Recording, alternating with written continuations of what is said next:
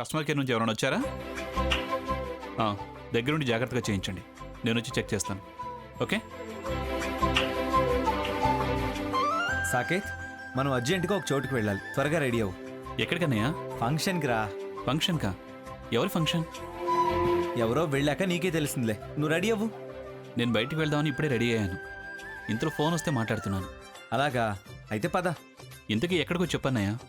ఎక్కడికో కాదురా, ఇక్కడే హోటల్లోనే ఒక ఇంపార్టెంట్ ఫంక్షన్ ఉంది. మాకు చాలా కావాల్సిన అతను, ముఖ్యుడు. నాకు తెలియని మీకు కావాల్సిన అతను ఎవరు? అదే స్పెషల్ సర్ప్రైజ్. కళ్ళు మూసుకో. చెప్తా, కళ్ళు మూసుకో. రా. అయ్యో రారా. అనయ్య. అరే అరే ఎక్కడికి? ముందు రా సాకేత్. కళ్ళెందుకు మూస్తున్నావు? చెప్పాను కదా స్పెషల్ సర్ప్రైజ్ అని.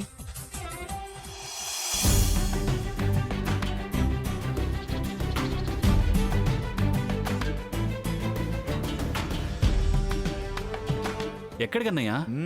రా రా రా చెప్తా. ఇక్కడే నిలబడు. కళ్ళు తెరవకు. కళ్ళు తెరవకూడదు, ఓకేనా? Okay okay. కళ్ళు తెరవకూడదు. ఓకే. సాకేత్, ఇప్పుడు ఓపెన్ చేయి.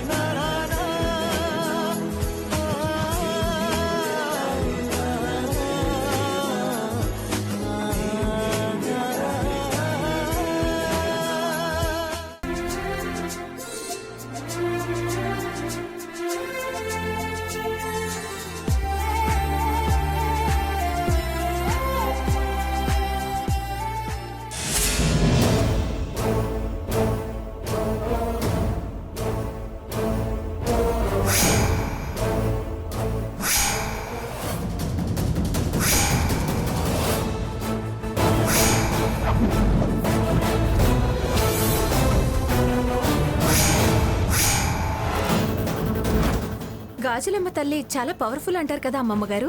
మామూలు దేవత కాదు, కోరిన కోర్కెలన్నీ తీర్చే దయగల తల్లి.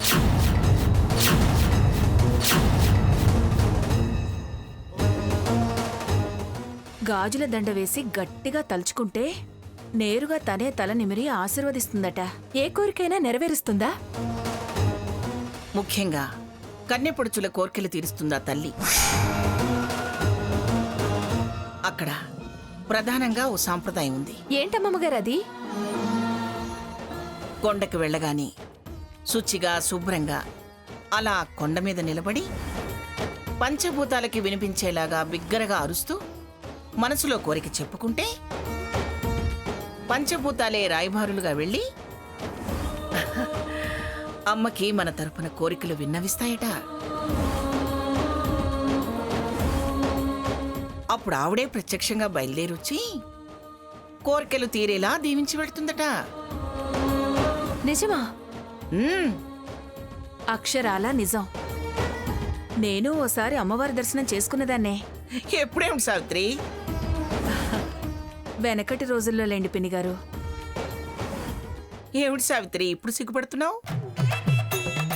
అంటే అప్పుడు రామచంద్రయ్య కోసం పంచభూతాలకి వర్తమానం పంపించావా ఏమిటి? హా? అదేం కాదు పిన్నిగారు, నేను వారు కలిసే వెళ్ళాం. ఓసిని, దానికి మరీ అంత సిగ్గుపట్టం ఎందుకు? అమ్మవారి దర్శనం తర్వాతే సీత కడుపులో పడింది. అందుకే ఇదంత బుద్ధిమంతురాలైంది.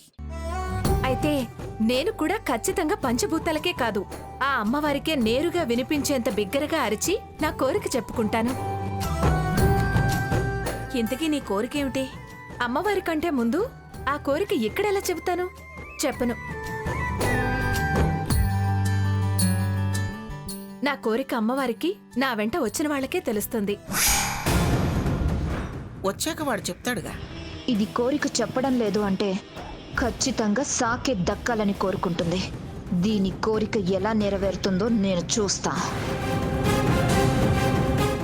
సీత, ఆ? కొంచెం మంచినీళ్ళు తీసుకురామ్మా. ఆ.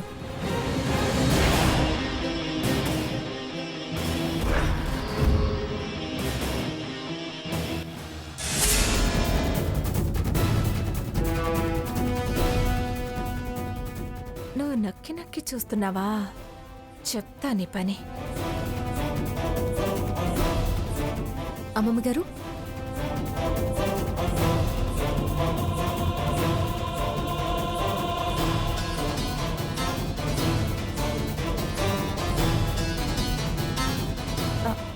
సీతగారు, నాకు మంచినీళ్ళు ఇవ్వరా?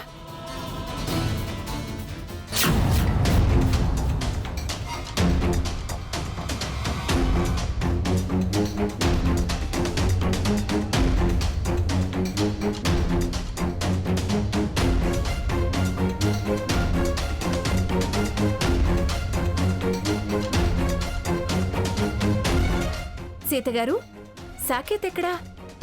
తాతయ్య గారు వాళ్ళంతా అకౌంట్స్ చూస్తున్నారు. అవునా? తనని అర్లీగా పడుకోమనండి, రేపు పెందలాడే బయలుదేరాలి. పొద్దుపోతే అక్కుపక్షులు గుడ్లెళ్ళ పెట్టుకుని చూస్తాయి. వాటికి పచ్చగా ఉన్నవాళ్ళని చూస్తే కడుపు మంట. అక్కుపక్షులెవరు? చూర్లు పట్టుకు వేలాడే గబ్బిలాలు, స్వర్ణ లాంటి చుప్పు నా తోళ్ళు.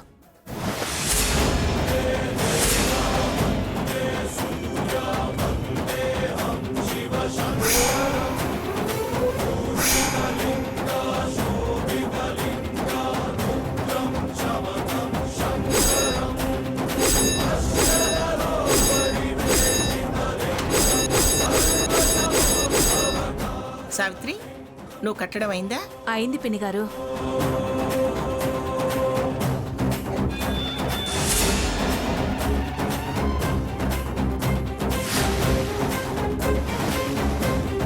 చూర్లు పట్టుకు వేలాడే గబ్బిలాలు, స్వర్ణ లాంటి చుప్పు నా తోళ్ళు. నన్ను అక్కుపక్షి గబ్బిలం అంటుందా? చెప్తా దాని సంగతి. నన్ను గమనించే నా మొహాన్ని నీళ్లు పడేటట్లు చేసింది. బాగా పొగరు పట్టి తన్నుకుంటుంది. డబ్బుందని అహంకారం, సిగ్గు లేకుండా నా మొగుడిని వెంటేసుకెళ్తుందా? రావే రా.